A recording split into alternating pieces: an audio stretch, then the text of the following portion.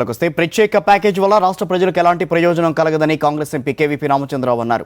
Package రూపంలో కేంద్రం ఇచ్చే డబ్బును తన ఇష్టానుసారంగా వాడుకోవచ్చన్న ఆలోచనతోనే చంద్రబాబు తలూపారని ఆరోపించారు. ఆయన పార్టీ ఫిరాయించిన ఎమ్మెల్యేలకు సీట్లు కల్పించేందుకే నియోజకవర్గాల పెంపు కోరుతున్నారని, దానివల్ల ఏ ఒక్కరికి లాభం లేదని కేవీపీ రామచంద్రరావు మండిపడ్డారు.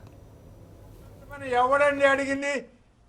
ఎవరన్నా ఏ యువత కన్నా ఏ వెనుకబడిన ప్రాంతానికన్నా ఈ అసెంబ్లీ సీట్లు పెంపడం వల్ల ఏమన్నా ఉపయోగం ఉందండి?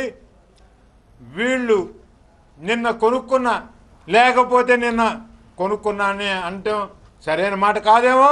ఒకవేళ అట్లా అనుకుంటే నిన్న వీరు దత్తత తీసుకున్న ఎమ్మెల్యేలకి, వీళ్ళు ఎల్లరికొని తెచ్చుకున్న ఎమ్మెల్యేలకి రేపు సీట్లు ఇచ్చుకోవడం కోసం అసెంబ్లీ సీట్లు పెంచుకోవడం కావాలండి. ఆంధ్ర రాష్ట్ర భవిష్యత్తుకి తోటి వీళ్ళకి సంబంధం లేదు. దానికోసం వీరు ఎక్కడికైనా దిగజారిపోయి కేంద్రం ఏం చెప్తే దానికల్లా హర్షామోదాలు చెప్తూ వీళ్ళు దాన్ని ఒప్పుకుంటారు. కొద్ది రోజుల్లో మన కళ్ళ ముందుకు అది రాబోతా ఉంది. చంద్రబాబు గారి ఎజెండాలో నిన్న ఆయన యొక్క సమర్థవంతులైన నెగోషియేటర్స్ సెంట్రల్లో సెటిల్ చేసిన దాంట్లో ఇప్పటికి అనౌన్స్ చేయింది, నెమ్మదిగా అనౌన్స్ చేయబోయేది అది కూడా ఉందండి. ప్యాకేజీల తరఫున డబ్బు కేంద్ర ప్రభుత్వం చంద్రబాబు నాయుడు గారి చేతికిస్తుంది.